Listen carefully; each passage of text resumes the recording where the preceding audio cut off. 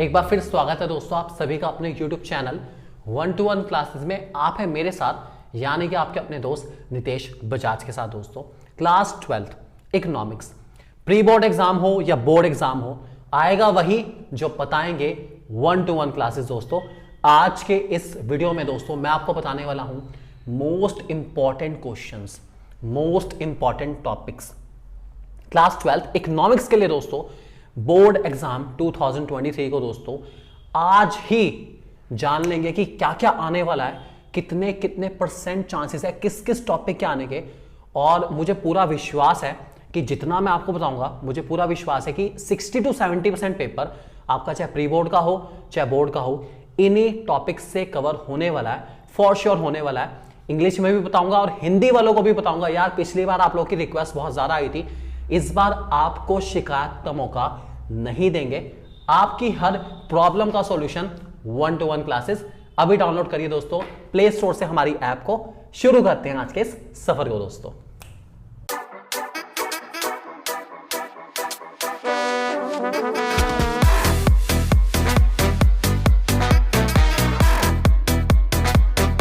सबसे पहले दोस्तों इकोनॉमिक्स का पेपर पैटर्न आपको बता दूं।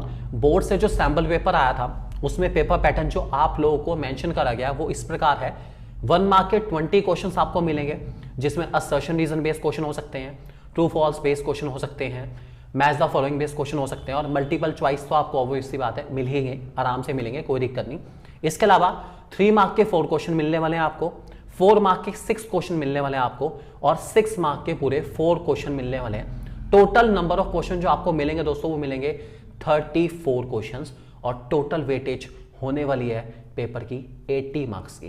3 आवर का ही पेपर, जिसमें से 15 मिनट आपको पढ़ने के लिए दिए जाएंगे। पढ़ते पढ़ते एमसीक्यू सॉल्व कर लोगे तो फायदे में डेफिनेटली रहने वाले हो, फॉर श्योर फायदा मिलेगा।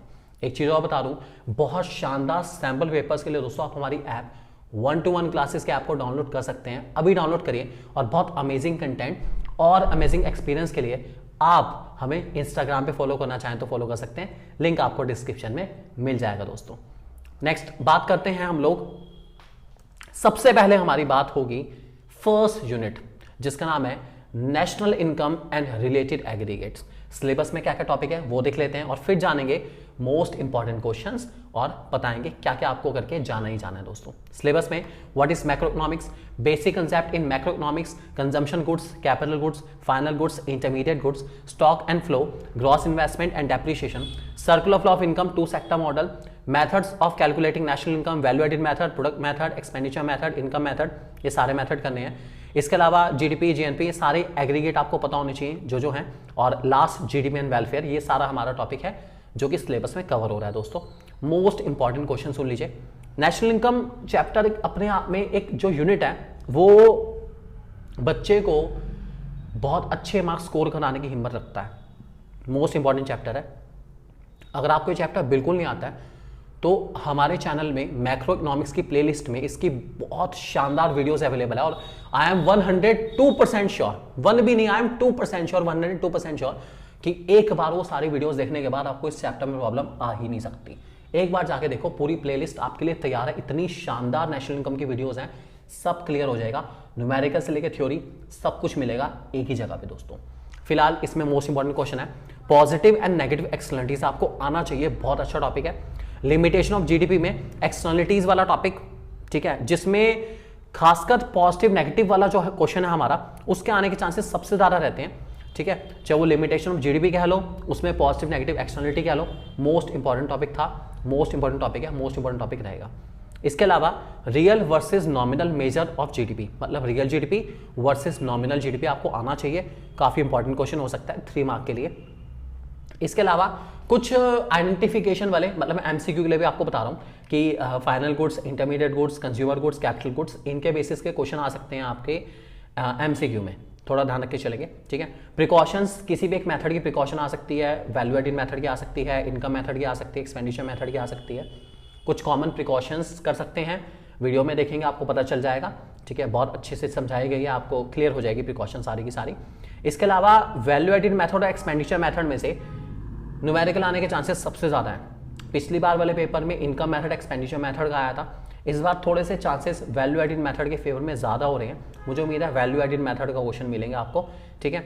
इसके अलावा आप लोग बहुत अच्छे से कर सकते हैं circular flow of income two sector economy का डायग्राम समेत आप करेंगे, बहुत बढ़िया टॉपिक है, 3 मार्क के लिए बिल्कुल सुटेबल है, आने के चांसेस है बिल्कुल बिल्कुल, ठीक है।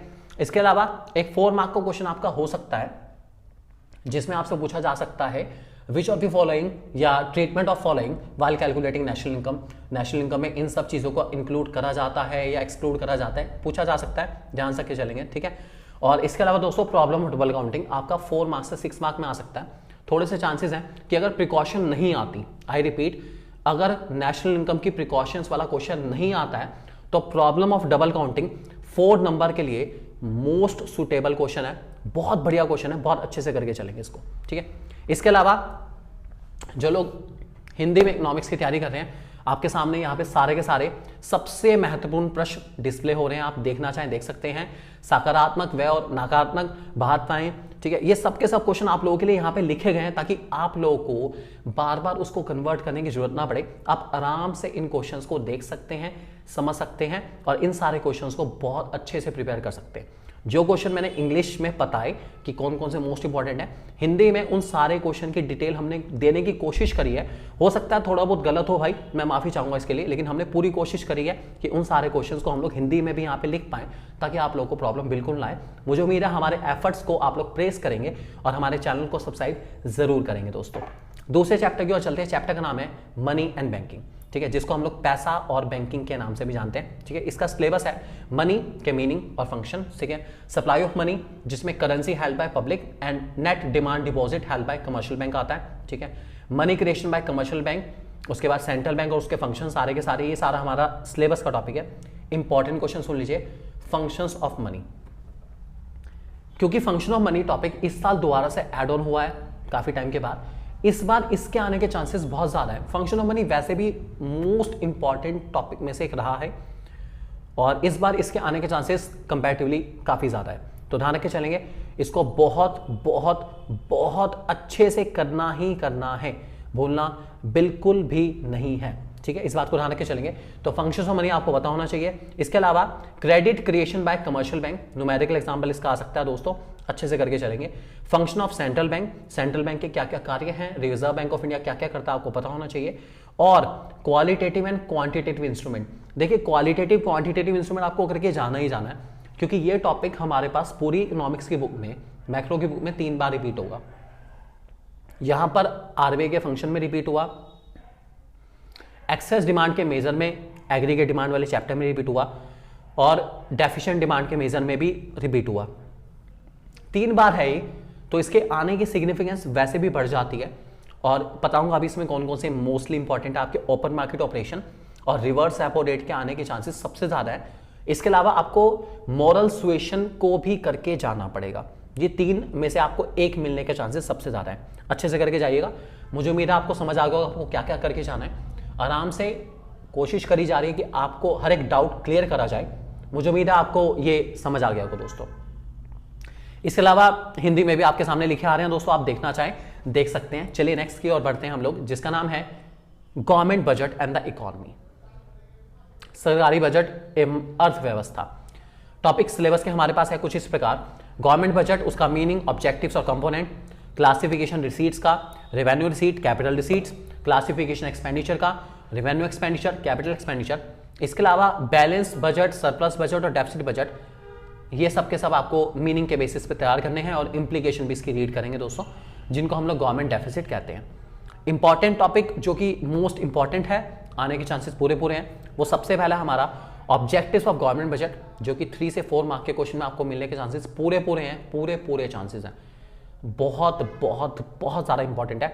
मुझे उम्मीद है आपको ये क्वेश्चन मिल जाएगा एग्जाम में। दूसरा एमसीक्यू आ सकते हैं, revenue receipt, capital receipt, revenue expenditure, capital expenditure के बेसिस पे एमसीक्यू आने के चांसेस ज्यादा हैं। कुछ भी दे दिया जाएगा कि डिसइन्वेस्टमेंट क्या होती है, revenue receipt, capital receipt, revenue expenditure, capital expenditure, आपको सही आंसर मार्क करना है, क्योंकि बहुत सुटेबल है यार, 4 ऑप्शन और 4 ही ऑप्शन आते हैं एमसीक्यू में, बहुत सुटेबल टॉपिक है एमसीक्यू के लिए, बहुत शानदार भी है, अच्छे से करके जाएंगे।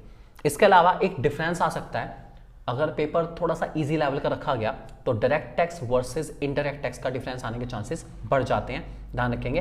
और इसके अलावा फिस्कल डेफिसिट को दोस्तों आपको इंप्लीकेशन के साथ करना है, और उसमें डेट ट्रैप वाली जो इंप्लीकेशन है हमारी, कर्ज का जाल, वो सबसे ज्यादा इंपॉर्टेंट रहेगी। अच्छे से करके चलेंगे दोस्तों।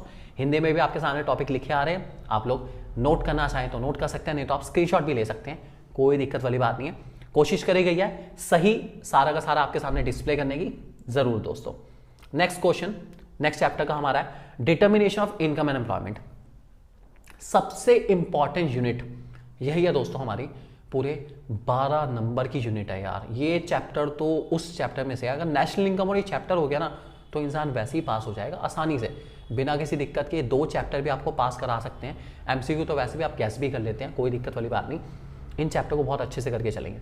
फिलहाल सिलेबस बता दूं, एग्रीगेट डिमांड और उसके कंपोनेंट कौन कौन से हैं, propensity to consume, propensity to save, average and marginal, short term equilibrium, output, investment multiplier, mechanism उसका क्या है, meaning of full employment, involuntary unemployment, problem of excess demand, deficient demand, measures to correct them, change in the government spending, taxes and money supply. ये हमारा पूरा syllabus है दोस्तों।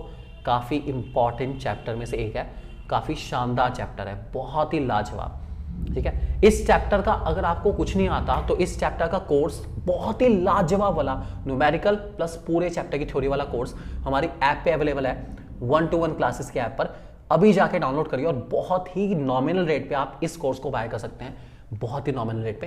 पूरा chapter एक वीडियो में बिल्कुल क्लियर फॉर श्योर। सिलेबस में टॉपिक मैं आपको बता चुका हूं कौन कौन से हैं, मोस्ट इंपॉर्टेंट टॉपिक सुन लीजिए आप। सबसे पहला एग्रीगेट डिमांड का मीनिंग, उसके कंपोनेंट दोनों के दोनों, चाहे वो कंजम्पशन हो चाहे इन्वेस्टमेंट हो, आने के चांसेस पूरे पूरे हैं। दूसरा derivation of saving curve from consumption curve, most important topic है, इसके आने के चांसेस बहुत बहुत बहुत ज्यादा है, अच्छे से करके चलेंगे दोस्तों। इसके अलावा aggregate demand and aggregate supply का इक्विलिब्रियम, जिसको हम कीन्स थ्योरी या Keynes theory of effective demand के नाम से भी जानते हैं, काफी अच्छा क्वेश्चन है, ध्यान रख के चलेंगे दोस्तों। इसके अलावा अगर बाय चांस कंडीशन अप्लाई है, अगर एडीएस इक्विलिब्रियम नहीं आता है, अगर नहीं आता है तो एडीएस इक्विलिब्रियम से रिलेटेड कुछ क्वेश्चंस हैं जो आते हैं कि अगर एडी बड़ा हो जाता है एग्रीगेट सप्लाई से, मतलब एडी बड़ा है एएस से तो क्या होगा, एडी छोटा है एएस से तो क्या होगा, एस बड़ा है आई से तो क्या होगा, और एस छोटा आई से तो क्या होगा, ये आ सकता है। ये दोनों टॉपिक आपके इकट्ठे हैं, जुड़े हुए हैं, लेकिन हाँ ये एक मिलने के चांसेस पूरे पूरे हैं। या तो वो इक्विलिब्रियम पूछेगा न्यूमेरिकल एग्जांपल के साथ, या फिर अगर वो नहीं पूछता है तो ये पूछेगा कि एडी के बड़े होने पर या एडी के छोटे होने पर या एस के बड़े होने पर या एस के छोटे होने पर क्या क्या इंपैक्ट पड़ता है इकोनॉमी के अंदर। काफी इंपॉर्टेंट क्वेश्चन है दोस्तों, ध्यान रखेंगे इस बात को। इसके अलावा इन्वेस्टमेंट मल्टीप्लायर, न्यूमेरिकल एग्जाम्पल में बहुत अच्छा टॉपिक है। न्यूमेरिकल आपको जो इस चैप्टर से मिलेगा या वो तो इन्वेस्टमेंट मल्टीप्लायर का होगा, काफी चांसेस है, या फिर वो ब्रेक इवन लेवल और इक्विलिब्रियम लेवल के ऊपर बेस्ड हो सकता है। आप इनकी तैयारी कर सकते हैं। अगर आपको नहीं आता है तो हमारे शॉर्ट्स में इसकी बहुत सारी अमेजिंग वीडियोस अवेलेबल है, आप लोग देखेंगे आपको क्लियर हो जाएगा। बहुत बढ़िया न्यूमेरिकल इस चैप्टर के, आपको मजा आएगा करके। इसके अलावा एक्सेस डिमांड और डेफिशिएंट डिमांड का मीनिंग पता होना चाहिए, डायग्राम समेत। बहुत बार रिपीट हो रहा है, बहुत बार, पिछले कुछ सालों से ये क्वेश्चन बार बार रिपीट हो रहा है। मुझे उम्मीद है आपकी किस्मत बहुत अच्छी है और ये क्वेश्चन इस बार भी रिपीट होगा, क्योंकि आप लोगों के लिए इस क्वेश्चन को आना होगा। आखिर तुम्हें आना है, हमें पास कराना है दोस्तों। नेक्स्ट हमारे पास जो आती है यूनिट, उसका नाम है, ये भी एक बार फिर बता दूं, जो हमारा एग्रीगेट डिमांड वाली यूनिट है, इसके कुछ क्वेश्चंस हिंदी के लिए भी हमने अवेलेबल कराए हैं। जो लोग हिंदी में इकोनॉमिक्स पढ़ रहे हैं वो आराम से देख सकते हैं कौन कौन से मोस्ट इंपॉर्टेंट टॉपिक आपके सामने डिस्प्ले हो रहे हैं दोस्तों। आराम से देखिए और मार्क करना चाहें मार्क भी कर सकते हैं अपनी बुक में दोस्तों। नेक्स्ट हमारे पास आता है बैलेंस ऑफ पेमेंट, जिसका नाम है भुगतान संतुलन। क्या बात है, सिलेबस में टॉपिक सुन लीजिए आप लोग। बैलेंस ऑफ पेमेंट अकाउंट क्या होता है, मीनिंग, कंपोनेंट इसके, balance of payment, surplus deficit कब कब हो सकता है, फॉरेन एक्सचेंज रेट क्या होता है, meaning fix exchange rate, flexible exchange rate, manage floating exchange rate, determination of exchange rate in a free market, merit demand of fix and flexible exchange rate और manage floating exchange rate system. ये सब का सब हमारा syllabus का topic है दोस्तों। इसमें मोस्ट इंपॉर्टेंट क्या है, manage floating exchange rate system क्या होता है, कैसे डिटरमाइन होता है, क्यों डिटरमाइन होता है, मोस्ट इंपॉर्टेंट टॉपिक है, ध्यान रख के चलेंगे दोस्तों। इसके अलावा डिमांड और सप्लाई फॉरेन एक्सचेंज की कैसे कैसे करी जाती है आपको पता होना चाहिए। बैलेंस ऑफ पेमेंट क्या है आपको पता होना चाहिए, और आप उसके कैपिटल अकाउंट के कंपोनेंट भी बताएंगे हर हाल में, काफी इंपॉर्टेंट रहेगा। इसके अलावा ऑटोनॉमस वर्सेस एकोमोडेटिंग आइटम्स क्या होती हैं आपको हर हाल में पता होना चाहिए ही चाहिए, क्योंकि ये काफी इंपॉर्टेंट क्वेश्चन है, ध्यान रख के चलेंगे दोस्तों। हिंदी में भी सारा डिस्प्ले हो रहा है आपके सामने ताकि आपको कोई दिक्कत ना आए। अगली वीडियो में दोस्तों मैं आपको लेके चलूंगा इंडियन इकोनॉमिक डेवलपमेंट के मोस्ट इंपॉर्टेंट टॉपिक जिनके बोर्ड में आने के चांसेस बहुत ज़्यादा है। कंटिन्यू करेंगे इस वीडियो को पार्ट 2 में, ताकि ये वीडियो बहुत ज़्यादा लंबी ना हो जाए। आप लोग की भलाई के लिए कह रहे हैं, आराम से इन सारे टॉपिक्स को आप बहुत अच्छे से कवर करके चलिए मैक्रो के अंदर, क्योंकि इन्हीं से आपका मैक्सिमम पेपर होने वाला है दोस्तों। अगली वीडियो में आपको बताऊंगा इंडियन इकोनॉमिक डेवलपमेंट में मोस्ट इंपॉर्टेंट टॉपिक क्या है दोस्तों। बने रहिए आपके अपने यूट्यूब चैनल 1-to-1 क्लासेस पे, हमेशा आपकी सेवा में हाजिर 24/7 दोस्तों।